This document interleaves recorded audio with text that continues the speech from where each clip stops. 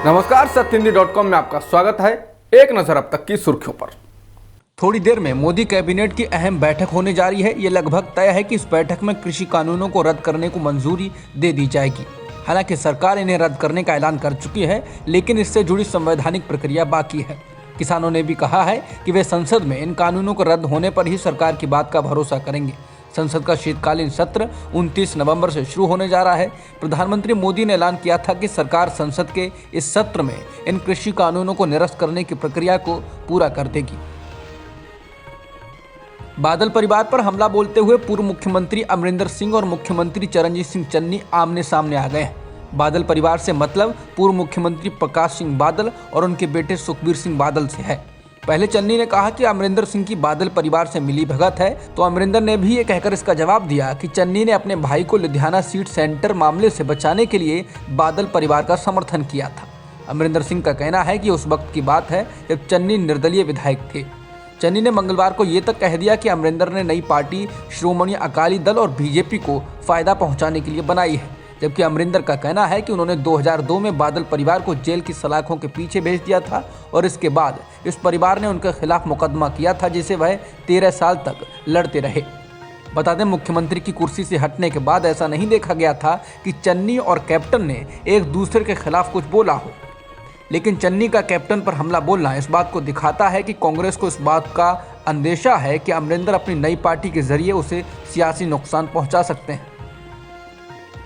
Crypto currency का मुद्दा एक बार फिर लोगों की जुबान पर है। सरकार इस बारे में कई बैठकें कर चुकी है और अब वो संसद के शीतकालीन सत्र में इससे जुड़ा बिल लाने जा रही है, लेकिन बिल लाने की खबर से ही क्रिप्टो करेंसी का बाजार गिर गया।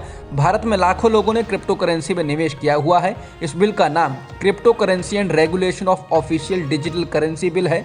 संसद का शीतकालीन सत्र 29 नवंबर से शुरू हो रहा है। ये बिल सभी प्राइवेट क्रिप्टो करेंसी को भारत में रोकेगा। हालांकि इसमें कुछ अपवाद भी होंगे। माना जा रहा है कि सरकार इस सत्र में इस बिल को पास कर देगी। सरकार का कहना है कि रिजर्व बैंक ऑफ इंडिया यानी RBI अपनी डिजिटल करेंसी को लॉन्च करेगा। दक्षिण भारत में टमाटर की कीमतें आसमान छू रही हैं। भारी बारिश के कारण महंगा हुआ टमाटर 100 रुपए किलो के पार बिक रहा है। टमाटर की कमी का सबसे ज्यादा शिकार चेन्नई है, जहां इस महीने की शुरुआत में जो 40 रुपए प्रति किलो मिल रहा था वो अब 140 के पार हो गया है। वहीं बाकी देशों में भी टमाटर और बाकी सब्जियां महंगी हैं। कांग्रेस प्रवक्ता पवन खेड़ा ने इसको लेकर मोदी सरकार को घेरा और कहा कि मोदी जी ने देश के लिए जो स्थिति पैदा की है, ऐसा लगता है कि रसोई में धारा 144 है कि आप 4 टमाटर या प्याज से ज्यादा नहीं रख सकते हैं। उन्होंने कहा कि सरकार गैर जरूरी मुद्दों से देश का ध्यान इन मुद्दों से हटाना चाहती है। एक अध्ययन में पता चला है कि कोवैक्सीन की 2 डोज कोरोना के खिलाफ 50% प्रभावशाली हैं।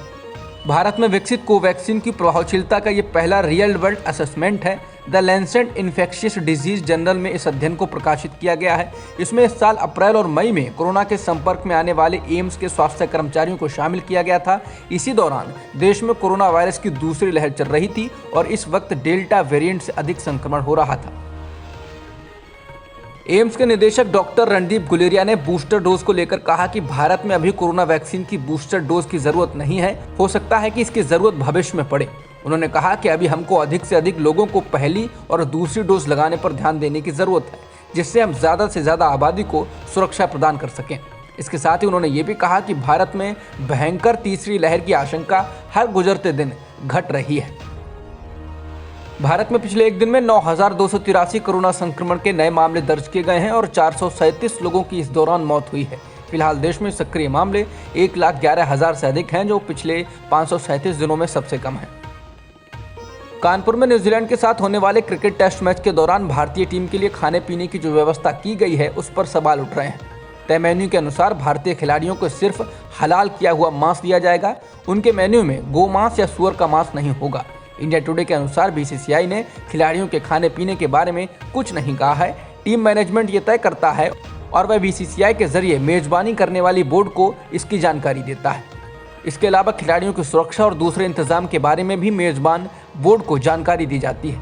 ये मैच कानपुर में हो रहा है और इसी कारण इसकी मेजबानी उत्तर प्रदेश क्रिकेट एसोसिएशन कर रहा है। सोशल मीडिया पर सवाल ये उठ रहा है कि किसी के खाने पीने की पसंद नापसंद को कोई दूसरा तय कैसे कर सकता है। लोग ये भी पूछ रहे हैं कि हलाल मांस क्यों परोसा जा रहा है, झटका क्यों नहीं।